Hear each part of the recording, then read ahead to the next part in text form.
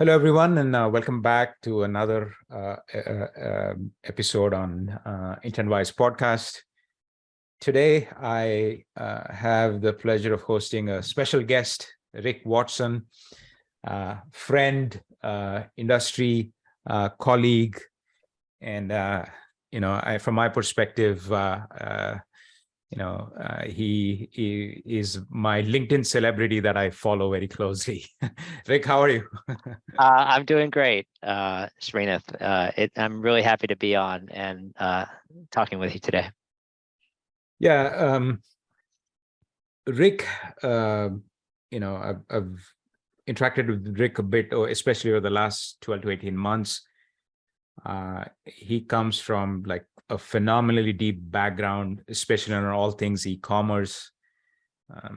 Rick, you've been in software companies, you've been in marketplace management roles, for instance, at Barnes & Noble.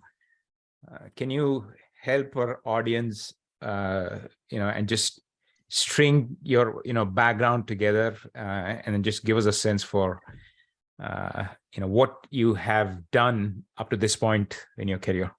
Yeah, so I would say the core of what I'm about really has a foundation in technology.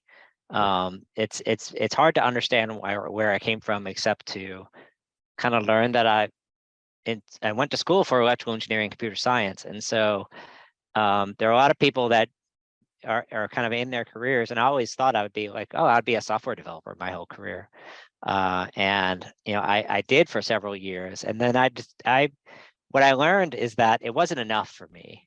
Yeah. I wanted to be involved in technology, but I also really loved interacting with customers and helping customers figure out how to realize their goals. And so it wasn't about the technology for its own sake. It was about technology really in pursuit of solving some market problem, what started as customer problem, and then later on market problem. So that's kind of how I think about the world is, although technology is important, I tend not to think about the technology first. Sure. I think about who is this for? Like even for this podcast or any talk that I'm going to do, I spend, there's this quote that's attributed to Abraham Lincoln that I was reminded of the other day. It says, like, if I had an hour to chop down a tree, I would spend 40 minutes sharpening the axe. And I'd say if I'm doing the talk and I have an hour to prepare for it, I probably spend 45 minutes thinking about, do I understand who the audience is? Yeah. And what would be valuable to them? And then I spend 15 minutes preparing the talk.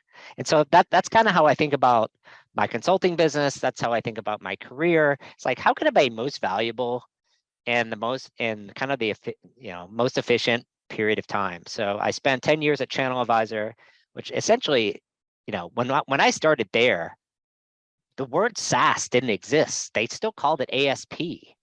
That's true. So this was back in '99. So I started there as a software developer. I spent 10 years there, and we essentially invented the whole Amazon software space, more or less. Wow. For lack of a better word, there were 3 or 4 other companies that were helping retailers on marketplaces, and it wasn't even a marketplace back then. It was an auction. There were auction sites, Yahoo Auctions and eBay and those things. So that was at the start, like seeing from '99 to 2010, if you just imagine that time period, which includes the internet boom, bust, and then the recovery through the next recession. Really was an amazing time to kind of grow with a company from the bottom, really. And when I left, I was kind of running all of product management and engineering. So kind of moving from engineering to something slightly, non-coding, to where I'm thinking more about business and customers and why do we want to build what we want to build. Worked for BarnesandNoble.com to be general manager of their third-party marketplace, which I launched and helped scale. And then I spent the next 8 years of my career at first at Merchantry, at a venture-backed software company, where I actually was able to I didn't start the business, but I was able to get CEO experience there. working with investors, selling that business.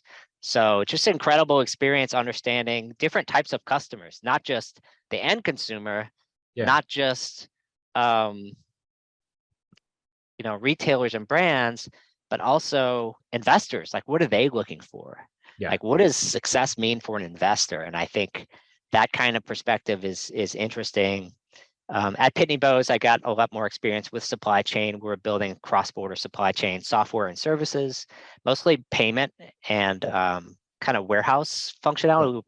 Pitney Bowes managed a cross-dock facility for its cross-border shippers in the US and the UK. And they acquired one of the biggest players in the space at the time, which was Borderfree, which is now resold to Global-e, which is kind of a Shopify company in a matter of speaking. And they also ran eBay's global shipping program, which they still do, at least in the UK. And then about 4 years ago, almost 4 years ago, I actually exited Pitney Bowes and started the consulting firm. So this was February 2019. So I like to say that, like, in 2019, I saw e-commerce is still growing, but there are a lot of big brands that are left behind. And I was kind of curious why. And kind of my only answer was really two things. Number one is they don't have the talent to do it. And so there are people that have been doing the same thing for more or less the same thing in sometimes great businesses, like $100 million businesses, multi-$100 million businesses that are great at retail. They're either retailers that have big store businesses, or they're brands that are selling into retail wholesale channels, and quite large businesses, but very tiny e-commerce businesses are sometimes non-existent. And so my theory of why that was true, which is mostly talent and vision. They mostly just did not have the staff, a sufficient amount of staff to have experience leading initiatives to transform that part of their business. And so that's kind of what I would say half of the consulting. I have really two types of customers that I work with. One is brands primarily that are owned by private equity or recently purchased by private equity and are looking to grow big new digital commerce initiatives. So whether that is Amazon businesses, direct-to-consumer businesses, or B2B commerce businesses.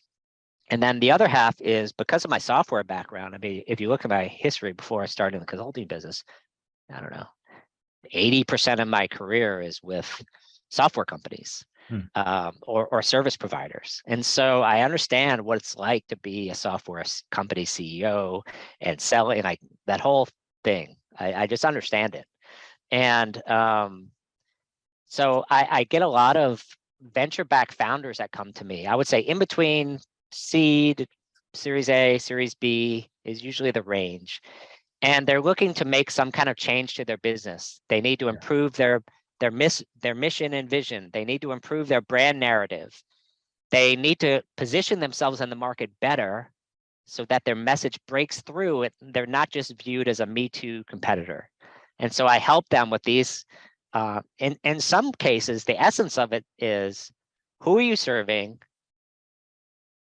And we were talking about this before the call. What is your brand narrative? And that really goes to storytelling. And I would say those two things by themselves are very foreign to a lot of founders and management teams. I observed that you have a lot of technical founders in our space, the space that we share, Serena, and they don't have a marketing background. I don't have a marketing background, to be honest. I've learned it from the School of Hard Knocks. And the idea that, oh, we're building the software for someone that's like us. It's also not true. You're building software for someone that's very different than you. And if you don't have a clear picture of who the customer is you're building for, then you get into trouble pretty quickly. You might grow very fast in the first year or two, but then it gets harder. I'm sitting here and writing down notes because I fit that second profile, right? Founder trying to grow the business. And what's also interesting from my own personal experience is, like, the stage of growth at every at different points in time, constraints and problems you have to solve for, and the skill sets you have and your own backgrounds, it changes constantly. Yeah. Like, the phrase "what got us here doesn't get us there." I mean, it's true with us. I live that every day. And this is part of the reason why I enjoy our conversations, because like I'm listening, I'm writing down notes. I'm like, okay, I got to go do what Rick is telling me to do. Yeah, no, love that background. It sounds like, so basically digital acceleration and working with typically SaaS founders is kind of what you focus on today. Yeah, definitely. What's interesting about the way you relayed your background is I heard the word ASP after a very long time. Right? SaaS was called ASP, Application Service Providers. Yeah. And I think we are both revealing our age to be knowing that term. Yes, I think so. and also the other thing you talked about is like very few people I run into these days have seen the first, I shouldn't say first, the .com downturn. I've seen it. Yeah. Right. Yeah. We're just about getting started at that time. Sounds like you've gone through that too. So that's fascinating experience. Tech has changed quite a bit. Software has changed quite a bit. E-commerce is growing. So clearly you're in this world of growth and new problems to be solved. I think on today's call, we certainly will get into tech and commerce and data.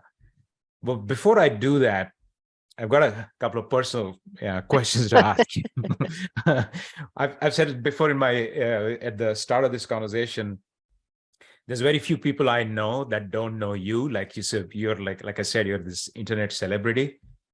And by the way, for whoever is listening, if you don't already follow Rick and subscribe to his newsletter, please do. And and read diligently, you'll be way better off, like I am, because of it. Thank you. But I do want to ask you, even for myself, right? I put out a lot of content. I try to be educational in what I do, but you're in a different league. And I'm sure there was a point in time where you said like, hey, this is what I want to do, and this is how I want to do it. Take us back to that moment, right? Personally, and how did you get started? And how do you get here? It's so funny. As you might expect, it doesn't just start in the past 4 years. If you kind of go back to my background, it's a very strange background in some respects, because if you look at Rick as a freshman, like myself as a freshman in college, I was the only engineer on the debate team. And so that describes, like, even just that, sometimes I tell that to people, and it kind of describes sort of two sides of my personality. And I get a lot of this from my father, who has my father graduated with a business degree and a computer science degree. Oh, okay. And so he kind of just, that was normal to me, that you could be a technologist and run a business. And so when I was through high school and college, I was on the debate team. I enjoyed speaking and writing. And as I got through my career, I would say, let's say during the 2000s, I started a blog or two every now and then, as blogs started to become, like, blogs were a hot thing in 2003. Right. Blogger.com and like all these things. And from time to time, I would start a blog and write every now and then as an employee of Channel Advisor. And I would stop. Like, you kind of lose the motivation. The key issue, I think, is motivation. As I got to Barnes & Noble, I kind of picked it up again. And here's what I knew about Barnes & Noble. Nobody cared about Barnes & Noble at the time. Even in 2011, Amazon was already like well in the lead, and Barnes & Noble was well far behind. And so what I knew, even as a relatively senior leader at Barnes & Noble, is nobody would care what I write. And so I could write honest things that other people could not write, because they were at companies and that had PR policies. And not that Barnes & Noble necessarily didn't, but it's a big enough company that nobody cared necessarily what I was writing about. And so I learned that I could write better if I didn't care who was listening, and I didn't necessarily care about being too proper in terms of, I just want to say what I feel is right and let the rest of it focus out. And yeah, there might be from time to time companies that get upset by what I say. I write about the popular companies because that's what moves the industry. That's why I write about them. I write about the companies that move the industry, like Amazon, Shopify, big, like these companies move the industry. And so I write about them, whatever my feeling is. And I'm like, what if I were a Shopify executive, what do I think like about this crazy person who's writing about me?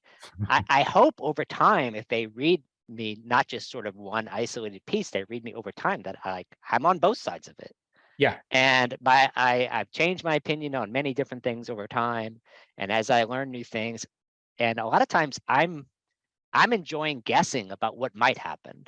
That's part of the enjoyment I get out of it, is Absolutely. not trying. I hate the idea. Actually, I hate the idea that, oh, I'm so smart that I can predict the future. No, I can't predict it. That's dumb. To me, I think people who make too many predictions, it's not like, what's the point of making predictions? Yeah. What I like to do is analyze different scenarios. Like, if these things happen, this is important. So I enjoy that planning exercise. Yeah. And I use some of my content for that. And so kind of back to you, this is a long-winded way of getting to the kind of your original question, which is, how do I do it so consistently? And so you had mentioned before, sort of like consistency, quality, discipline, all those things matter. And I've been posting on LinkedIn basically every single day for almost 4 years now. Wow. Which is difficult to do. And look, the short answer is, when I started my business, I know I needed clients. Yeah. And I can't have clients without awareness. Yeah. So that is the simplest way for me to describe it. If I stop marketing, Yeah. my business dies. Yeah. And No. fear of death of the business is an incredible motivation. And I would say, like you said a couple of things here, which is, first of all, having a point of view, which can come from, thinking deeply or been in a space a long time. So that's important. Second thing you said is like not caring too much about what someone else thinks, right? And third, not being perfect before you put out an opinion.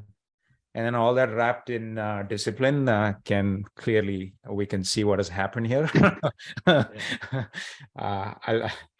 So thank you for sharing that. And there's a lot of folks, I think, in our own ecosystem that want to be visible, want to be doing things, but I think these are great takeaways to move the needle on that for themselves. So thank you again for sharing that.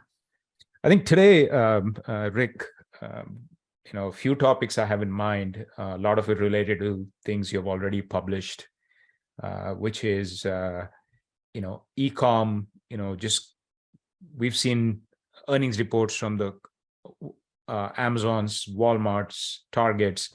I pay close attention to what's happening to the advertising aspect of these businesses, and they're all different stories. But I do want to just pick your brain on understanding 2022 versus 2021, what happened, state of economy, and what does all that mean to brands, and in our case, brands and agencies in this Amazon e-com retail ecosystem. And as we get into 2023, broadly, that's kind of my theme. And also perhaps a little bit of time thinking about SaaS companies like us, what should we be planning for, would be super helpful if that all makes sense. No, it makes sense. Yeah, 2022 versus 2021, and now kind of going into 2023. I think it's helpful to start back in, we're just coming off of, from an e-commerce point of view, 2020 and 2021, the biggest growth years ever. Ever, really, in the past 20 years. For sure. You have to go back to like 99, 98 to have any kind of similar years. and there are not many people that have been around that long. Yeah. So I think the first thing that happened is we had the oh shit moment, which is March of this year, I think, March. where people realized that this year wasn't going to be just a little bit better than last year. It's going to be different. Yeah. And so I think people thought like, oh, if we could just get through these supply chain challenges, we're going to be golden. Yeah. And so I think the change in Fed policy, the Ukraine, consumers tightening, Ukraine, oil prices, rising labor costs, all these things contributed to like a lot of economic worry and a big effect on the consumer behaviors. Sure. And so I think in Q1, you didn't see it as much, but Q2, you saw big shifts in consumer behavior. Yeah. And that caused a lot of misses, retail misses in Q2 and Q3 that even I think are continuing into Q4 in heavy discounting. And we're still kind of working our way through, even now, the fact that at the beginning of the year, when you bought all your, let's say, especially if you're in a seasonal business, these are the people who had it worst. You're planning all your holiday inventory buys in what, February, March, right? Confirming them in April, and then they land in August, September, depending on if it's holiday or fall or like what your seasons are. Yeah. If you didn't cancel those orders before they were placed, you had a rough year. Yeah. Yeah. And so that describes so many big retailers and brands. So I think that's the story of 2022. And I think some companies avoided it. I think Macy's is kind of a standout. But many companies did not. Yeah. And I think folks like Walmart and Target, like Walmart did a little bit better than Target. Target was pretty rough. Yeah. In their earnings and write-downs, but most of the, Nordstrom's and any retailer who buys and holds inventory struggled, like seriously struggled. And so that's kind of 2022. And I think as we went from, and I think people forget the fact that in February of this year, interest rates were at 0%. Yeah. Zero, literally yeah. zero. Yeah. And was that Feb? Was that Feb of this year? Is that? I mean, I didn't. Something like that. I mean, wow. If not Feb, it like close around that time. Oh wow. Because the Fed started at zero because last year and the year before, it was all about, oh, we're coming back from COVID. We need to give people a reason to spend money again. And so we're going to keep this policy. Yeah. And so now that they realized consumers were changing, they realized there's too much money in the economy and that, maybe some elements are overheated. And so now we're getting back to more quote unquote historically normal interest rates. Yeah. And so I think the short answer is this year and next year, and possibly even the year after that, we're still coming off the effects of COVID still. Yeah. Yeah. So we're not in COVID, but we are playing forward all the second and third order effects of the economy shutting off, monetary policy being extremely loose, extra government money in there, and then what happens when you try to unwind that really quickly? Yeah. So that's to me, that's the starting point of what's happening. Makes sense. And I think where I sit, there is the whole retail aspect of what we have seen happen certainly in Q3, and we'll see how Q4 goes. Obviously, retail media is something we sit and think about a lot. Hot topic, perhaps the fastest growing advertising segment. What was interesting about that is Amazon with this massive base, right, grew by about 30%, but so did Walmart. And then Target, I think, grew by around 10% or less, right? Yeah. So I would love your take on hype versus reality on this trend. And, will the long tail of retailers ever become relevant in size compared to, let's say, Amazon? Yeah, so what's your read on that trend? Yeah.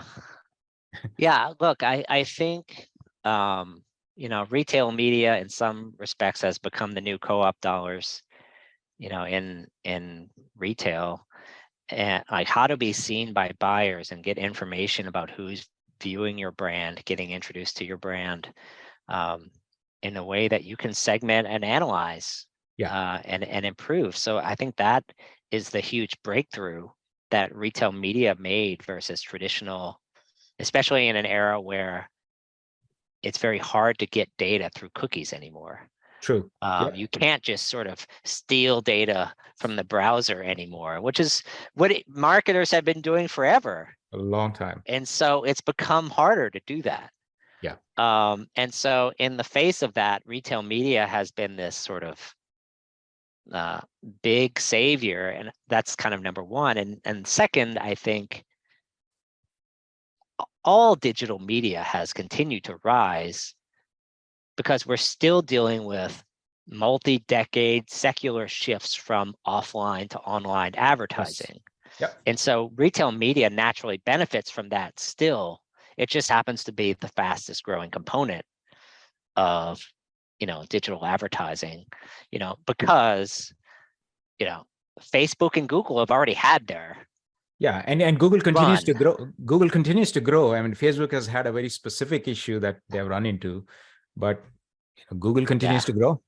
Yeah. I mean, it's so interesting. The company, the first e-commerce company I worked at, was a company founded by Scott Wingo, who founded Channel Advisor. It was called Auction Rover. Auction Rover was bought by GoTo.com, which invented paid search, which is Interesting. Google's biggest business model. In Yeah. fact, it's like the best business model in the history of business models, essentially. Yep. And it's very hard to argue otherwise because they're insanely profitable. Yep.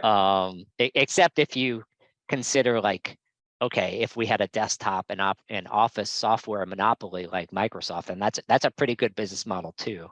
Yes. And so the fact that we're having to talk about those two companies, but all this to mean that Google and Facebook have already had their run, Yeah. and they're going to keep. I think Facebook, most of its wounds are self-inflicted, or well, we could talk about Facebook Yeah. on its own, but Yes. Yes. from a Google point of view, people aren't going to stop typing in Google anytime soon. Yeah. True. And Yeah. right. And the one thing that surprised me so far about Google, and perhaps it's something I miss about this, is Google, I thought, would just go and power all the media platforms for all these retailers, right? I don't know if it's too small for them or why Google Right. hasn't shown up and become the behind the scenes ad tech stack for a lot of the retailers is a puzzle for me. Yeah. Here's what I've observed by advertising companies that have attempted to move into retail or even software businesses. The reason is advertising is such a high margin business that it's very hard to convince the investors and the management to move into lower margin businesses. And I think Amazon had the interesting position that, what did Jeff do? He was reselling books that he was buying from Baker and Taylor and Ingram Micro. Yeah. That was the beginning of Amazon. He didn't produce books. Yeah. He didn't manufacture books. He was a reseller. Yep. And so when he entered the toy business, they had employees going to Toys R Us stores to buy. I mean, the business model was not special. Yeah. The technology and the inventiveness was special. Yeah.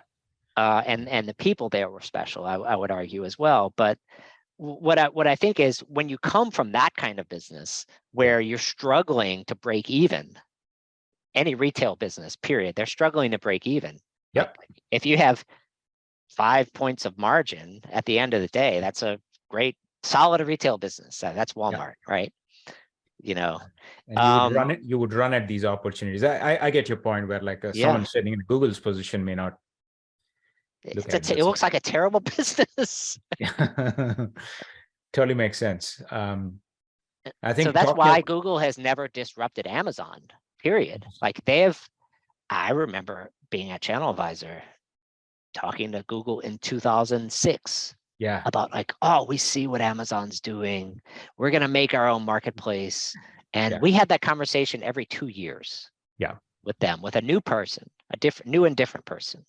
yeah, So I think Google doesn't really understand retail to a mm, serious degree. sure, They have a lot of bright retail people in different ways, yeah, but mostly about ads, yeah, right? yeah, totally. That's an interesting perspective. I hadn't thought about that. Meaning like when your bread and butter business is such high margin, you're not going to go do other things a whole lot. Right. Yeah. Unless you're forced to. Yeah, totally. Talking about Amazon, I think very recently you had written about, how Amazon you expect to make, continue to make big bets through the downturn if there were a continued downturn. Talk about that a little bit. And I know you've always held the thesis of how important product innovation is for long-term sustenance, but they are making some moves, right? Like they've let go a bunch of people around Alexa, and they're making certain moves. But even within all of that, you expect them to go invest and keep making certain big bets. So talk through that a little bit for me. Yeah. So I would say, look, right now, Amazon has really two businesses. One is Prime. Yeah. And then the other is AWS, really. Prime covers Everything. everything, really everything, including logistics. Yeah. I would say even with Amazon's innovation and the things that they've shut down and the mistakes that they've made, making on big bets, they're still making pretty big bets. The ads business, as you will know, it's a relatively new business at Amazon. Yeah. Sure. 6 years ago, what was the ad business? Yeah. Not hardly anything, Yeah. Jeff Bezos famously didn't want ads on the platform for years and years, thinking it would be because they were so customer obsessed, and Jeff didn't care about the margin. Yeah. Really. Now I think that changed clearly in a big way. Now everything is for sale on Amazon. Every square pixel, it feels like, is for sale, as you know, because that's your business. So I think ads is a big business. I think they want to make logistics a big business outside of Amazon as well. So I think that's a bet they're making. They've launched AWD, and I think they're going to try to expand MCF. And I think that's part of what they're doing with Buy with Prime, trying to move off Amazon. And then I think part of ads is video as well. And so it's hard to forget about the fact that they just bought a movie studio, an entire movie studio, and what is that? As far as I'm concerned, it's an ad surface. Interesting. All of their content efforts are ad surfaces. That's it. It's a way to learn about consumer behavior, and it's a way to give advertisers a way to reach that behavior in a measurable way. Yeah. And I think that last part is key, because that's always the key to anything Amazon is doing. Is we're going to be more measurable and more transparent than any other ad marketplace. So I think that's one thing. And then the other big bet that they're making is healthcare, which who knows what the heck they're going to do there. But I can tell you that the process of going from a general practitioner who refers me to a specialist, then I have to wait to reach them every few weeks and months, and then go to the pharmacy and wait in a 12-hour line to get my prescription. I hope Amazon takes over the whole space, to be honest with you, I mean, because it's a disaster. it's crazy, and I think, It's- yeah, I mean, and I have a bunch of friends and family that work there, and what they've done for their employees in terms of, how quickly they can set up appointments, get some basic health checks done. It's incredible. I mean, to be honest, if they are able to get that and turn that into a service for the entire country, yeah. that'll be pretty tremendous. Yeah. And so I think if you look at the retail business that's not having to do with ads or logistics, I think Amazon is pretty boring. I mean, yeah, they're making PDP improvements, they're improving the search, they're adding little new ad units and, surfacing images better. And Yeah. what else are they doing? Like more lightning deal? Like it's not that interesting, Yeah. right? Yeah. Buy with Prime, right? Obviously, it's been on the airwaves quite a bit, like a few months back. I know you have a point of view on this. Yeah. Now, I mean, maybe they're working on it, but it's not widespread. Like you don't necessarily run into it everywhere. Maybe it's them working through the kinks.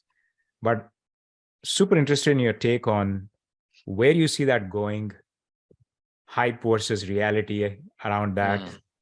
And then, of course, what does it mean for Shopify and big commerce? Because I know Shopify did a little bit of dance around, yes, we will allow, then no, we won't allow. And I don't know where it is at. I don't follow that very closely.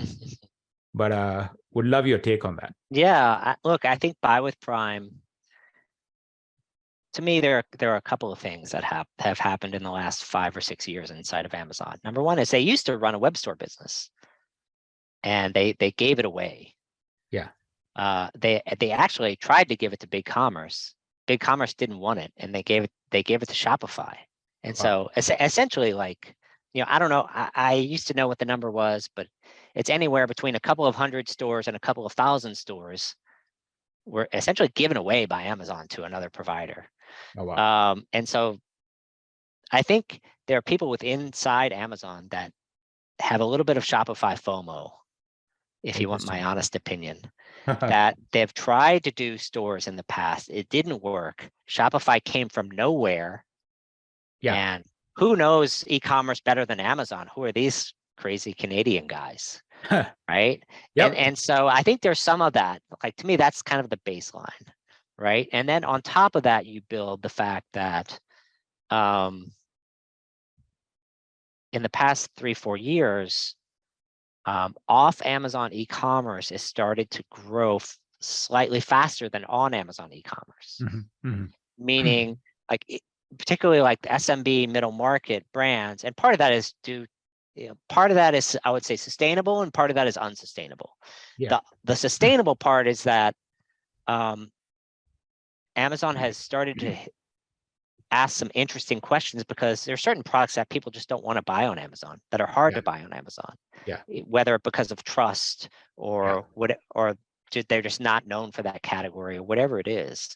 I think the other part is, obviously VC investment in direct-to-consumer brands have artificially pushed that growth faster, and obviously now that is slowing down. Yeah. So some of that will come back to earth. Yeah. A little bit. And so I think the interesting thing from a career point of view is that historically you had Amazon, or you had marketplace focused brands, and then you had direct focused brands. Yeah. And the two worlds did not meet very often, to be honest with you. Yeah. The marketplace focused brands really didn't mostly care about their own website. And I think that's by and large still true, to be honest with you. Yeah. It's the direct to consumer brands that have, some of them, started to care a decent amount about Amazon. I think those are the more crossover audience. Yeah. Because I think most of the historically focused marketplace brands, they think of Amazon as, oh, they're going to give me the traffic. I just want to focus on the product and the operations, right? That's right. That's just the historical promise that has been made, Yeah. whether you call it a devil's promise or not, Yeah. that's the bargain that was struck Yeah. between the brand owners and or the sellers and Amazon.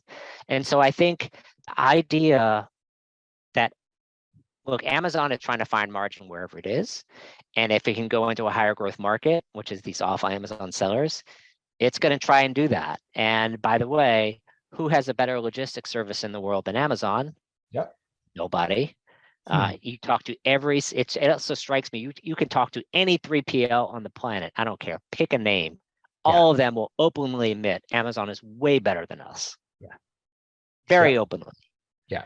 And so that sounds like an asset to me. How can we leverage that? And by the way, we tried this thing called Amazon Pay, and it didn't seem like that successful.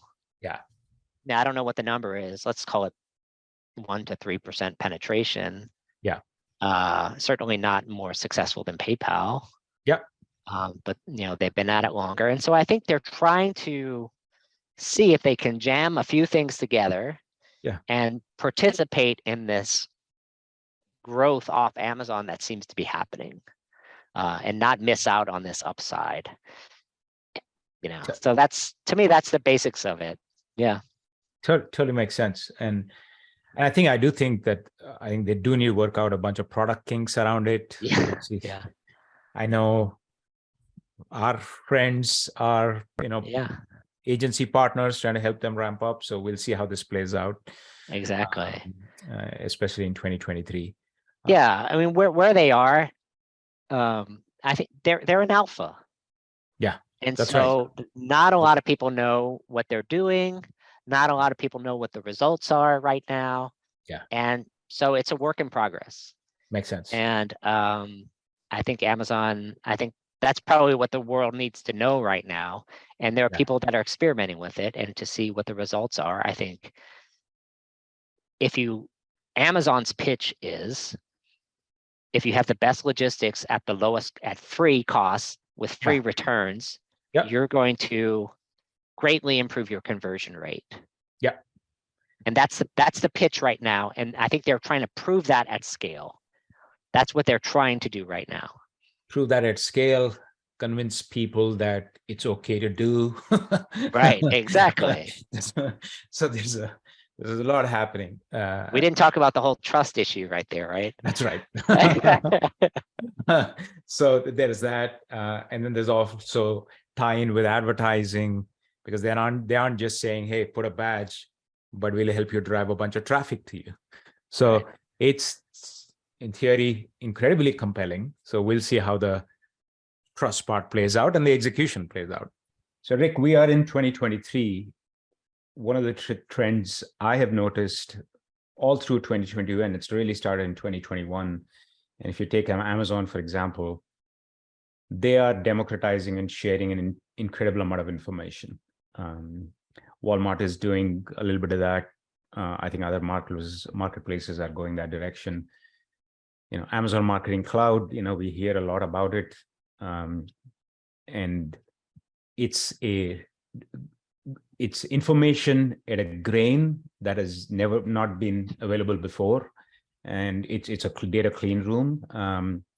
And it also allows retailers and brands to upload their own first-party data and build really targeted audiences. And Amazon Marketing Cloud is one of many examples where Amazon is sharing more and more data.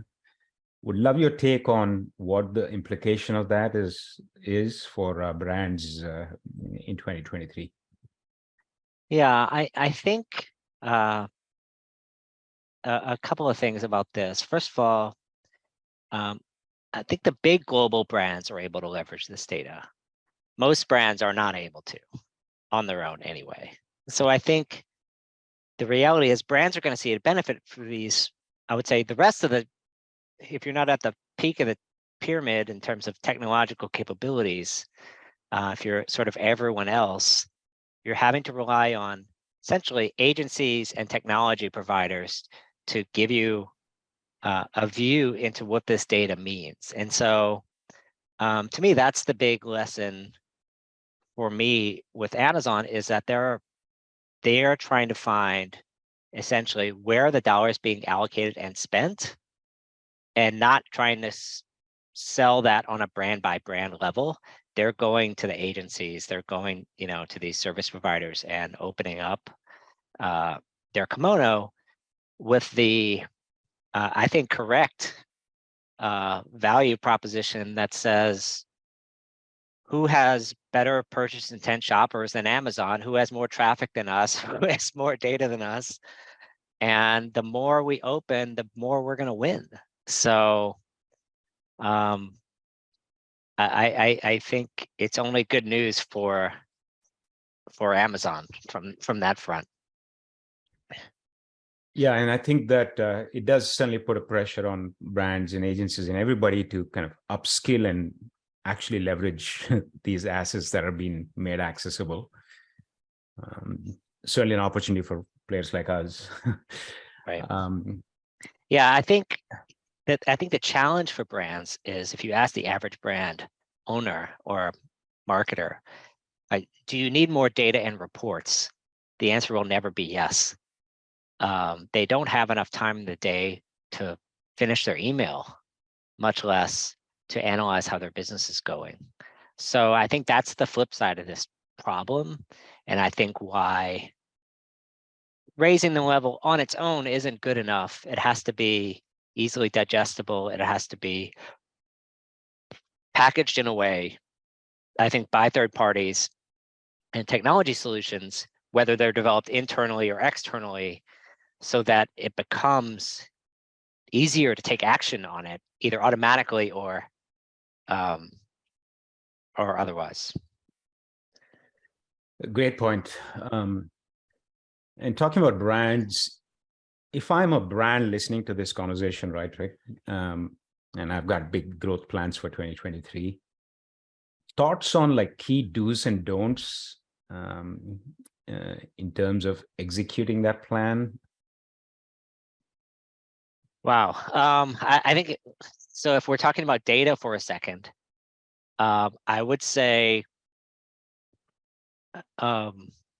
establishing, one of the first things that I think is necessary for most brands to execute any kind of data transformation strategy is to have a data center of excellence, period. Most brands that are trying to do this, they have one person in the sales department that's helping support the sales team. They have one person in the marketing department that's helping support the marketing team. They have one person and the finance, supporting the finance team, who obviously needs, those are usually the three concentrations. And then you have the IT team, who is tasked with supporting, let's say, Power BI and Microsoft Data Lake, for instance. Yep. And they don't really know anything necessarily about what the data does. And they're happy as long as it sort of stays running. Yeah. And so between this sort of collection of people, you really have no one who wakes up every day and thinks about a few things. Number one is, how do we find more data sources to add to our data lake, which will then become fuel for future reports and business improvements? So more data sources. Second is, how do we assess the quality of the data we already have? Yep. Every single day. And I think most people haven't even asked that question, much less answered it. Yeah. Especially when these data sets are coming from the external world, and the pressure on data quality is a whole lot higher when that's happening. Right. And I think the final advice I would give to brands is, you have this huge divide, and I think it gets back to this data excellence team, between individuals that are running the business and individuals that understand data. And there's a whole class of translators, whether they're called data analysts or product managers. Those are usually, two of the more common names, that are able to, they understand the power of data, and they know enough about the business to be dangerous. Yep. But they don't know enough to really run a marketing department.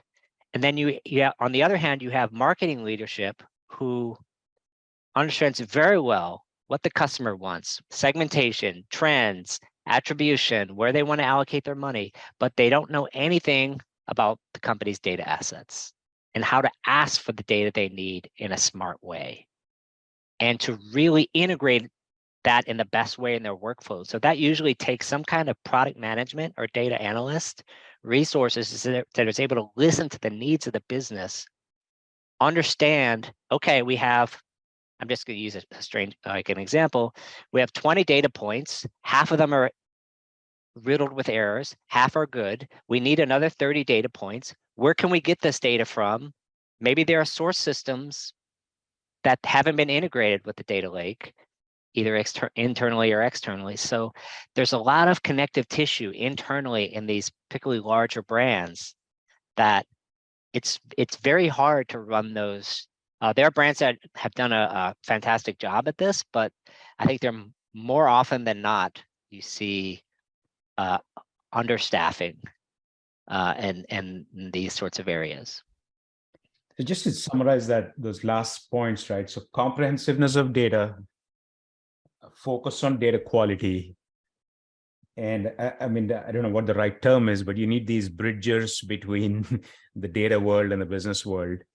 And in the realm of retail media, there's another universe that is kind of disconnected, which is the teams that manage media from the teams that run ops and from the teams that manage data. And how these three come together potentially will drive or influence the efficiency of any brand, that is, trying to drive growth, especially on these marketplaces. Yeah, and look, the good thing about mid-market companies and smaller companies is that you don't need to hire all these people. True. You do if you're a big brand. Yeah. If you're a smaller brand, then a lot of that work moves to service providers. And so if you have a good dashboard provider and a good PPC campaign manager, like whatever, you like go anywhere on the data in the marketing stack. If it's not easy for someone who's not an expert, who's early in the career of digital marketing to use, then they're not going to use it.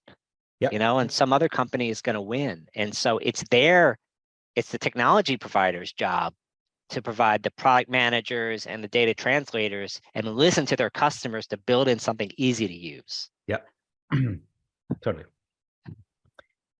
Rick, perhaps I'll end this conversation with asking you a question, but it's time for predictions in 2023. So I would be curious to see what is your take on, what would your predictions be, noteworthy predictions, for the year?